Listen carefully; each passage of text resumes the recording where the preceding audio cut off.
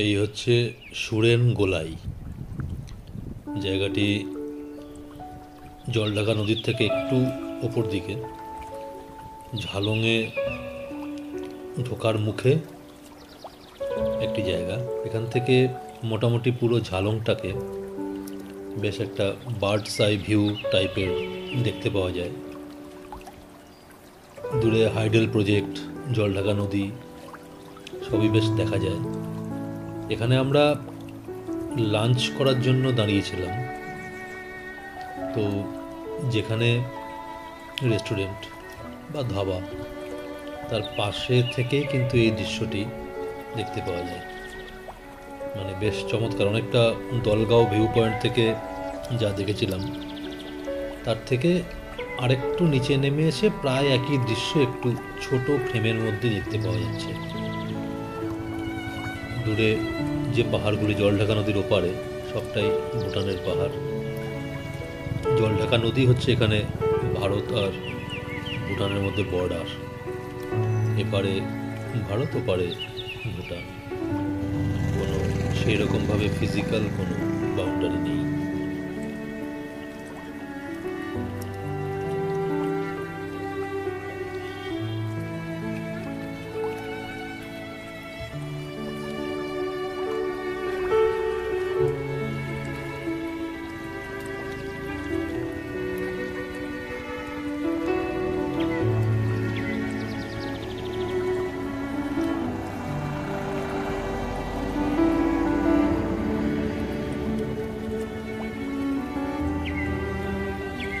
এরপরে আমরা এখান থেকে উঠে গিয়ে ঝালংয়ে ঢুকবো। আমাদের বাসস্থান, থাকার জায়গা হচ্ছে ওয়েস্ট বেঙ্গল ফরেস্ট ডেভেলপমেন্ট কর্পোরেশনের ঝালং রিভার ক্যাম্প। এটি সম্পর্কে যত বেশি বলা যায় ততই হয়তো কম বলা হবে, কারণ মাইনাস পয়েন্ট বলতে দু একটি ঘরের একটু জরাজীর্ণ অবস্থা, বাকি পরিবেশ এবং অ্যাম্বিয়েন্স সব মিলিয়ে মিশিয়ে একটি অসাধারণ সুন্দর জায়গা হচ্ছে ঝালং রিভার ক্যাম্প। ঢোকার মুখেই ব্রিজ, নিচে ঝালং নদী, ঝালং খোলা বলা হয় যাকে। তার উপরে ধীরে ধীরে প্রবেশ করলে বিভিন্ন হাট, মানে রিভার ক্যাম্পের প্রায় সবগুলো থাকার জায়গায় এক একটি ডাবল বেডেড হাট, এসি নন এসি সবই আছে। আর নামগুলো দেওয়া হয়েছে বিভিন্ন বিভিন্ন ঠিক না, দুটি নদীর নামে, ঝালং আর জলঢাকা। সব শুদ্ধ 6টি কটেজ, আরও দু একটি তৈরি হচ্ছে। ঝালং 1, 2, 3, 4 আর জলঢাকা 1, 2। ঝালং কটেজগুলি এসি, জলঢাকা নন এসি। এরকমভাবেই এখানে কটেজগুলোর ব্যবস্থা করা হয়েছে। খুব যে অত্যাধুনিক ব্যবস্থা সেটা হয়তো নয়, কিন্তু এমন একটা পরিবেশের মধ্যে এই গোটা কটেজগুলোর অবস্থান এবং চারধার এমনই এক মানে অসাধারণ অসামান্য পরিবেশ যে হয়তো ফরেস্ট ডিপার্টমেন্টের যতগুলো কটেজে আমরা এবার থাকলাম, ঝালং, প্যারেন, সামসিং, সুনতালেখোলা, সবগুলোর মধ্যে অবস্থানগত হিসেবে ঝালং হচ্ছে দি বেস্ট, সবচেয়ে ভালো। ঝালং আমরা বলছি বটে, কিন্তু অ্যাকচুয়ালি এটার উচ্চারণ হচ্ছে ঝোলুং বা ঝোলং,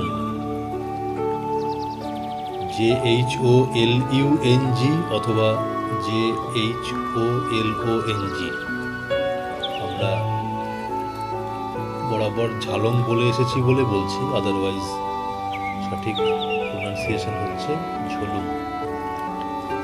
এটি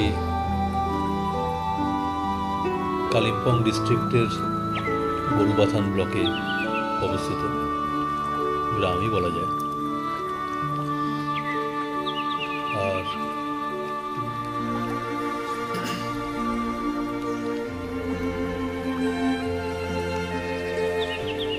লোক বসতি যে খুব বেশি তা নয়, তবে যারা থাকে তারা মেনলি নেপালি, বেঙ্গলি, ইংলিশ।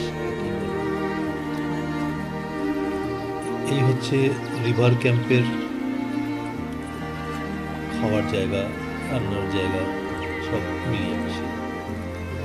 ঢোকার পরে এটি বাঁ দিকে প্রথম পড়ছে, এরপরে একটি রাস্তা, এই যে সেই রাস্তার দুপাশে কটেজগুলো অবস্থিত।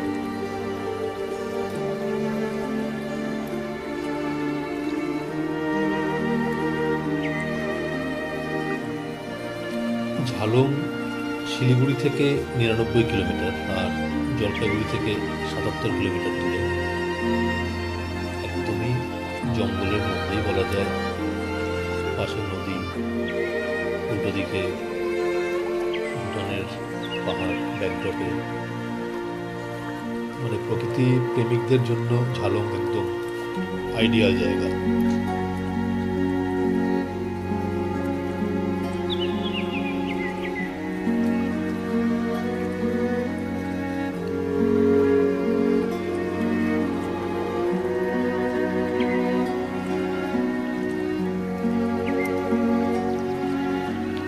রিভার ক্যাম্পের বাঁ দিক দিয়ে বয়ে চলেছে ঝালং নদী। লোকাল স্থানীয় ভাষায় ঝালং বলা। কিছুটা দূরে গিয়ে এটি জল ঢাকার সঙ্গে মিশে যায়।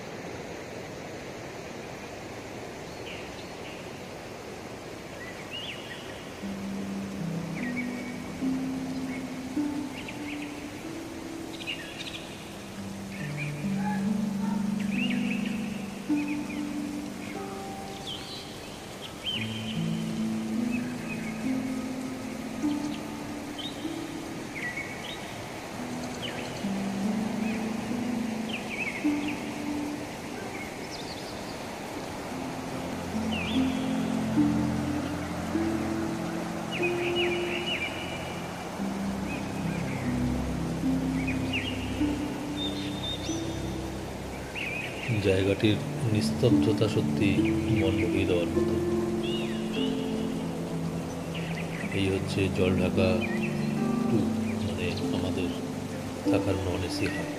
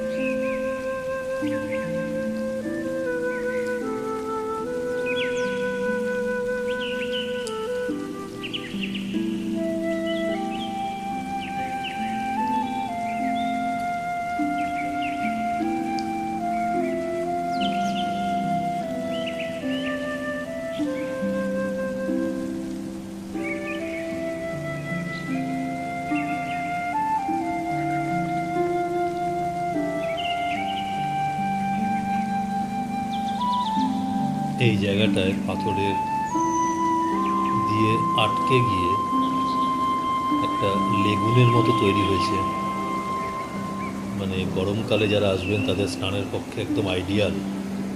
পুরোটাই একটা বিশাল বড় বাথটব বা প্রাকৃতিক বাথটব, যেটাকে লেগুন বলা হয়, সেরকম একটা জায়গার সৃষ্টি হয়েছে, জলাশয়।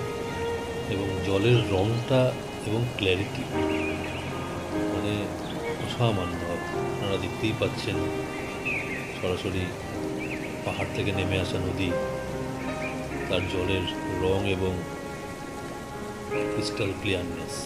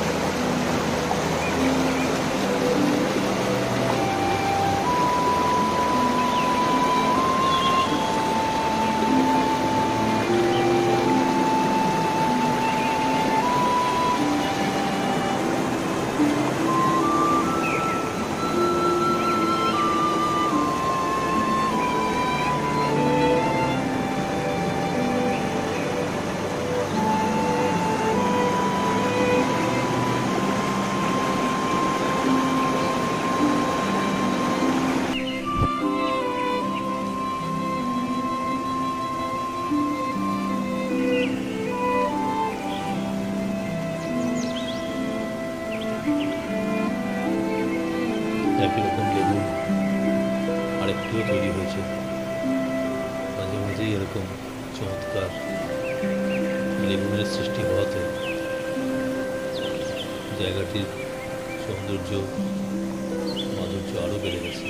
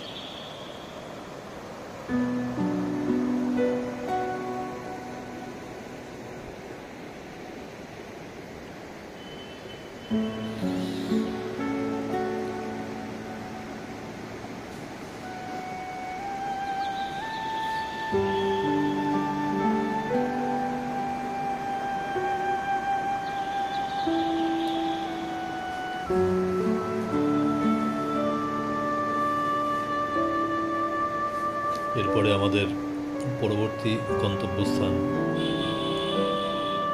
হলো ভারত এবং ভুটানের বর্ডার বিন্দু। তার আগে আমরা এই মুহূর্তে দাঁড়িয়ে আছি ঝালনের জলঢাকা হাইডেল প্রজেক্টের পাশে। হাইডেল প্রজেক্টের ভেতরে তো ঢোকা সম্ভব নয়, আলাদা পারমিশন লাগবে সিকিউরিটির ব্যাপার।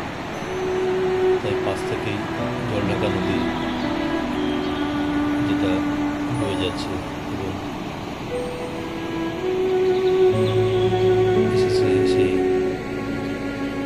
ভুটানের ইন্ডিয়া ভুটান বর্ডারের বিন্দু থেকে, সেটার দিকে আমরা দেখছি। আর ডান পাশে আমাদের হাইডেল প্রজেক্টের আছে।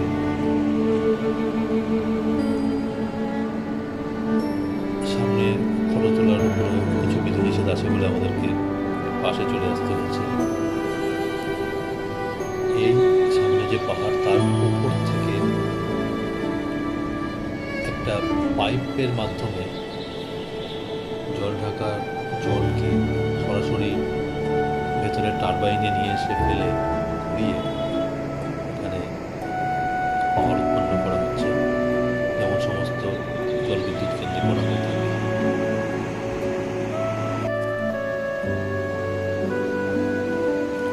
বিন্দু যাওয়ার পথে আরেকটি আকর্ষণ হচ্ছে অ্যাপেল স্টোন বলে একটি জায়গা, পাশে একটি রেস্টুরেন্ট, সেটা আবার নাম অ্যাপেল স্টোন রেস্টুরেন্ট। এই পাথরটি দূর থেকে দেখে অনেকটা আধ খাওয়া আপেলের মতো লাগে দেখতে। কিছুটা আপনারা চেষ্টা করলে বুঝতে পারবেন যে আপেলের নিচের অংশটা হয়তো এক কামড় দেওয়া হয়েছে, এরকম একটা ব্যাপার ভেবে নিতে হবে। তাহলে ঠিক যা দাঁড়াবে সেটাই হচ্ছে এই অ্যাপেল স্টোন।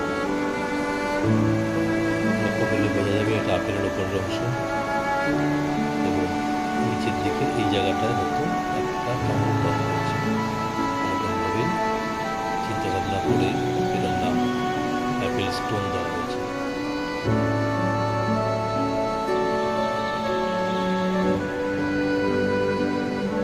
সামনে এই ব্রিজের ডান পাশে অ্যাপেল স্টোন রেস্টুরেন্ট।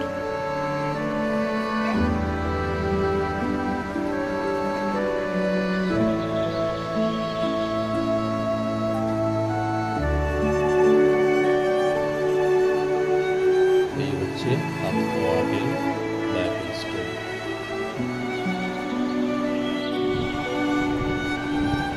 বিন্দু ব্যারেজ বা ড্যাম, সামনে দিয়ে জলঢাকা নদী হয়ে এসেছে।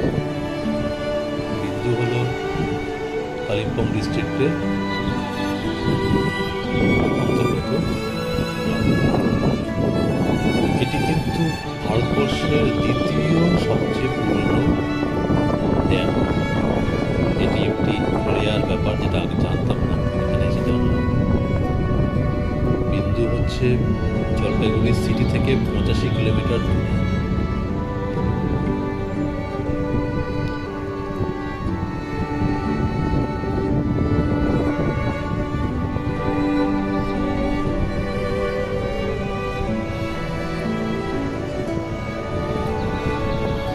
ভারতবর্ষের শেষ গ্রাম বিন্দু, ভারতবর্ষ এবং ভুটানের বর্ডারে। এখানে একটি ব্যাপার বলার আছে, এই যে জলঢাকা নদী, এটি এইখান থেকে দেখা যায় না। আমরা তোদে যাওয়ার সময় অনেকটা উপরে উঠে গেছিলাম এবং কিছুটা লেফট সাইডে এগিয়ে গেছিলাম বলে ভুটানের ভেতরে কিছুটা চলে গেছিলাম আমরা, কারণ ভুটান এই নদীর ডান দিকে। সেই জন্য আমরা দেখতে পেয়েছিলাম যে জলঢাকা নদীটি কিন্তু অ্যাকচুয়ালি তিনটে স্ট্রিম তার কম্বিনেশন। এক হচ্ছে বিন্দু খোলা, দুই হচ্ছে দুধ পুকুরি এবং 3 নম্বর হচ্ছে জলঢাকা, যেটা নাকি সিকিমের কুতুব লেক, গ্লেসিয়ার লেক, সেইখান থেকে এসেছে। এসে বাকি দুটো অর্থাৎ বিন্দুখোলা এবং দুধ পুকুরির সঙ্গে মিলে মূল যে জলঢাকা স্ট্রিমটা, নদী জলঢাকা রিভার, সেইটা কিন্তু এই ড্যামের তলা দিয়ে বেরিয়ে এসেছে। মানে আমরা যেটিকে এখন এই মুহূর্তে জলঢাকা দেখছি, সেটি কিন্তু তিনটে স্ট্রিমের কম্বিনেশন। আর এই জলঢাকারই থেকেই যে প্রজেক্ট, সেটা হচ্ছে জলঢাকা হাইডল প্রজেক্ট। এটা 44 মেগাওয়াট পাওয়ার প্ল্যান্ট। এইটুকু জলবিদ্যুৎ উৎপন্ন হয় জলঢাকা হাইডল প্রজেক্ট, যেটা ঝালনে আছে সেখান থেকে।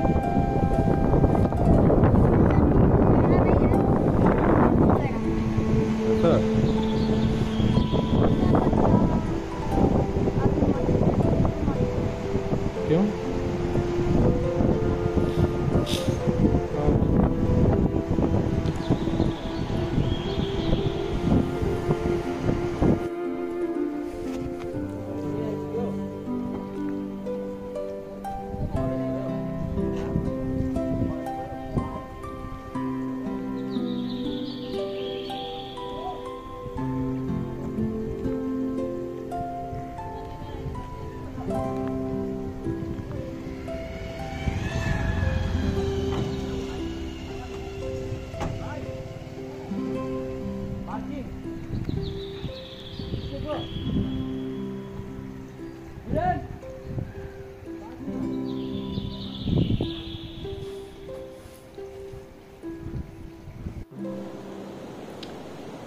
তোদে এবং তাংতা, এই দুটি হচ্ছে দুটো ছোট গ্রাম কালিম্পং ডিস্ট্রিক্টের মধ্যে গরুবথান ব্লকে। এটি বিন্দু থেকেও অনেকটা এগিয়ে যেতে হয়। এই যে নদী সামনে আমরা যেটা দেখতে পাবো, এটি হচ্ছে দাওয়াখোলা। জলের মধ্যে যে পাথরগুলো আছে ম্যাক্সিমাম রং একদম বাদামি। প্রচুর সালফার থাকার জন্য এর জল ভীষণ উপকারী শরীরের জন্য, স্কিনের জন্য, যে কারণে এর নাম দাওয়াখোলা। এর পাশে কয়েকটি মাত্র থাকার জায়গা, মানে একটি ইকো হাট তাদেরই থাকার জায়গা, বাকি আর কিছু নেই।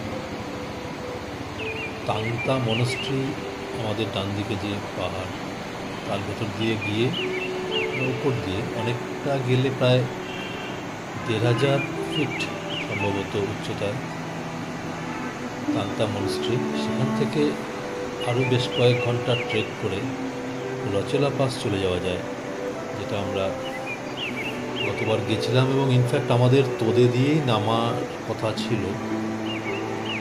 মানে রচেলা পাস থেকে 3টে জায়গা দিয়ে নামা যায়। এক হচ্ছে মুলখরকা সিকিম, দুই হচ্ছে তোদে, এই তোদে দিয়ে যেখানে আমরা দাঁড়িয়ে আছি এই রাস্তা দিয়ে নামতে হতো। 3 নম্বর হচ্ছে সুনতালেখোলা, মৌচুকি বিট পেরিয়ে সুনতালেখোলা দিয়ে। কিন্তু আমরা পরে জেনেছিলাম গিয়ে যে সুনতালেখোলা এবং এই তোদে দিয়ে নামার রাস্তা দুটো বন্ধ হয়ে আছে, খুবই দুর্গম সেই কারণে। তো আমরা মুলখরকা দিয়ে সিকিমের রংলি হয়ে চলে এসেছিলাম। যাই হোক, এই হচ্ছে তোদেতে সেই উপহাট থাকার জায়গা। পরিবেশ অসাধারণ, থাকার ব্যবস্থাও অবশ্যই ভালো। যারা থাকতে চান তারা অনলাইনে বুক করে আসতে পারেন।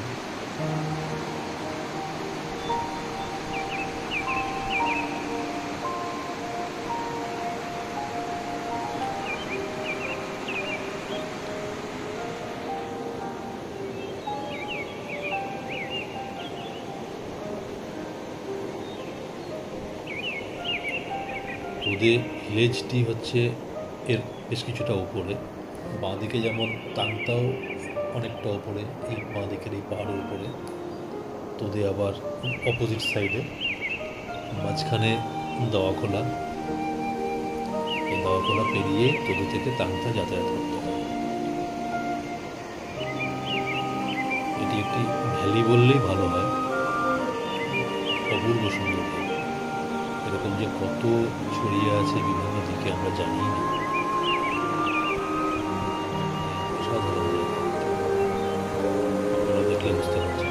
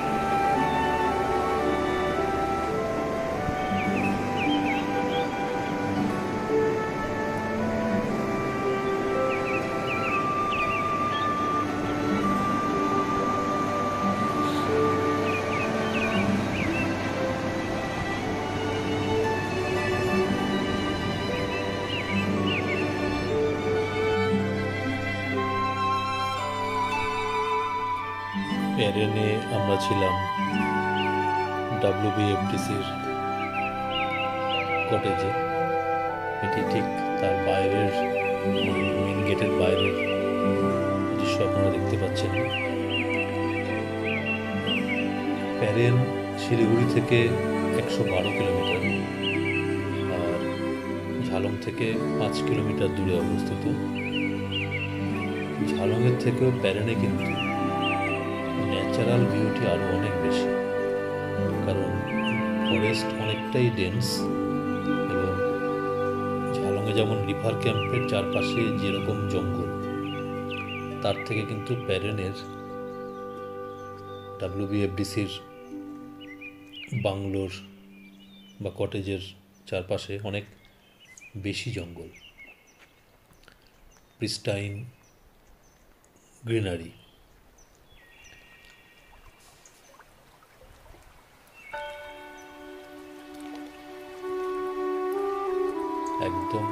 পাখির ডাক আর জলের আওয়াজ বাদ দিয়ে কোনো আওয়াজই পাওয়া যায় না।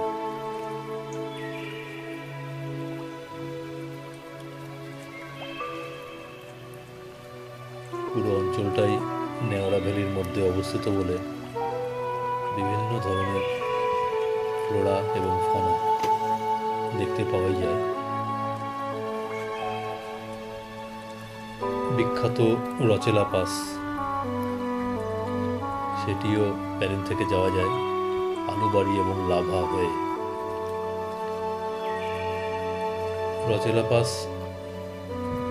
প্রায় 10,000 ফিট হাইট বলে এই রিজিয়নের সবচেয়ে উঁচু জায়গা, এবং অনেকগুলো জায়গা দিয়েই সেটাকে অ্যাক্সেস করা যায়, তার মধ্যে প্যারেন একটি। প্রচুর প্রজাপতি, পাখি,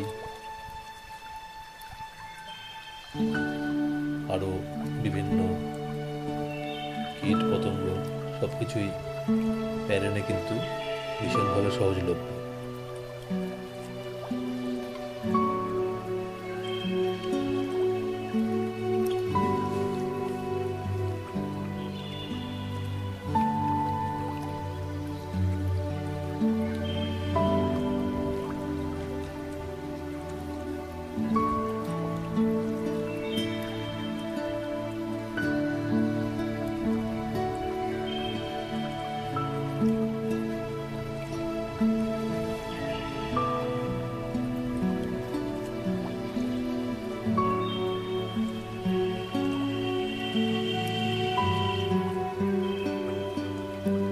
প্রচুর হোমস্টে থাকা সত্ত্বেও এই জঙ্গলের মধ্যে ফরেস্ট ডিপার্টমেন্টের কটেজে থাকাটা কিন্তু একটা আলাদা অভিজ্ঞতা। মাত্র 4খানি ডাবল বেডেড কটেজ, তাই আগে থেকে বুক না করে এলে কিন্তু সম্ভবত ঠাঁই নেই দশা অবস্থা হবে।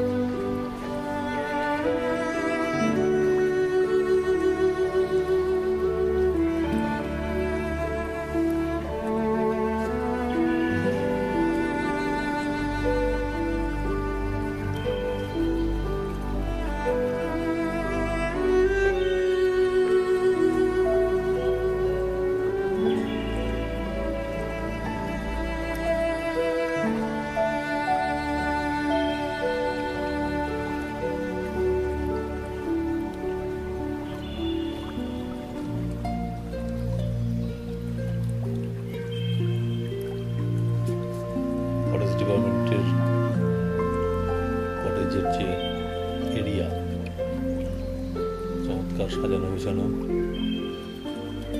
আর কটেজগুলো যে খুব খারাপ তা বলা যাবে না, যথেষ্টই ভালো। অন্তত এই পরিবেশে যতটা ভালো রাখা সম্ভব, মেনটেন্যান্স, আতিথেয়তা ততটাই পাওয়া যায় এখানে। পেছনে কেয়ারটেকারের কোয়ার্টার।